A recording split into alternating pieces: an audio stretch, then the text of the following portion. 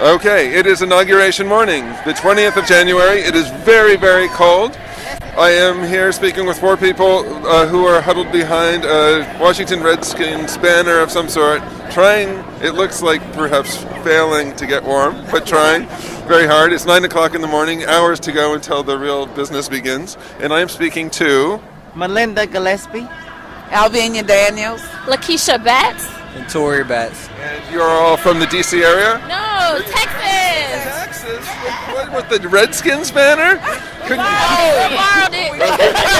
Man, don't, and now here, I caught you, and you're going to be on the air with your names, like going out over the airwaves, having copped to being sitting here with the Redskins banner. I don't know, man. I'd be careful going back to Texas. Well, we're rooting for the Steelers in the Super Bowl. Okay. Could you tell me a bit about your decision to come to the inauguration? When did you decide you were going to do that, and how did you put it together? What's the trip been like? We decided election night. Election night? Yes, the tickets were bought election night. That's great. And the moment they announced who the president was, we hit the button on the computer and ordered the tickets. And you all traveled together? Yes. Uh-huh. And can you say a bit to me about what this day means to you? This day means a new life. A new life for each one of us, our children. I have an 18-year-old son, and this means a lot to me, Barack being an African American. Did you ever think you'd see this day? Never thought it.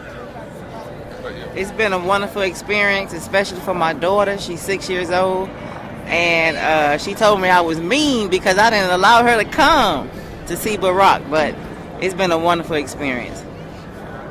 We also, my husband and I have a 15-month-old daughter. Actually, well, she's almost 15 months old, and I want to be able to tell her that I was here, that we were here, and my husband, said we're going, and I was like, okay, we're gonna go, and it just means a lot to me. It's much like Martin Luther King's speech that was here, and I would have much so rather been there if I was alive at the time, but I wasn't. But I have to be here, and I'm so happy we're here.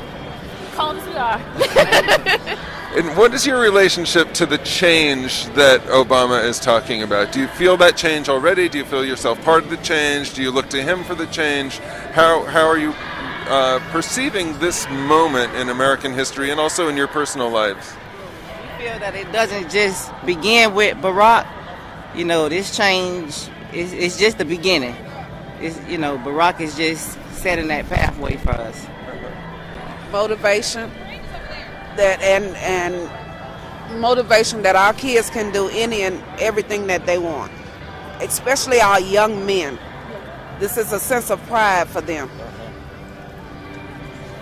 I guess for me, I believe Barack is part of the beginning of the change that's to come. But I think it's not only in the black community, but globally as well, as bringing people together for a common goal to achieve whatever that goal may be in the future.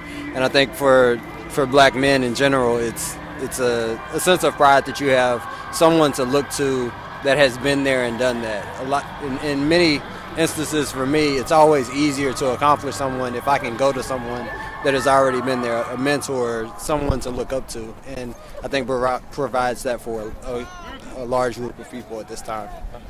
Does his victory in this election change the way you think about or understand this country?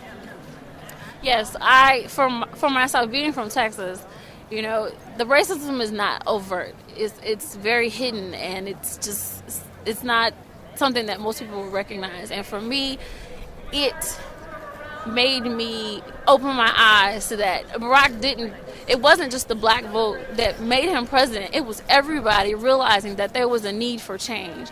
And I feel so much more a part of the American political system, and I feel like we can help him bring about the change that needs to be brought about. He brought about so much unity. It's just amazing that one person can bring all of these people out, and we could support him. I mean, there's millions of people here, and I've been to D.C. and I've never seen anything like this before, and I just think it's great. You want to add anything? Or? It's to make us love our country more. We were listening to the song the other day, America the Beautiful, My Country 'Tis of Thee. Those songs that we learned in elementary school, and we would sing them with so much pride. The kids these days, they don't even sing those songs anymore, but to hear them again makes you feel good about where we are. I just want to give a special shout out to all the kids at Galena Park Middle School, and just to let them know to dream big and that dreams can come true. Thank you all so much. I really appreciate it. So, if you were the poet speaking today and you're making 5 words or 10 words, not even together, but what kinds of words come up around how you feel and what the experience is today? So just riff. I have a phrase that I actually gave a card to my husband, and I wrote a personal message. It's like, don't follow the path, create your own. And I wrote that to him because he has such big dreams, and I just use that even for me to encourage myself. And I just want to, don't follow the path, create your own. And that's just what I live by right now. Other words? Inspiration. Unity, love, one. Faith and hope. Thanks, you guys.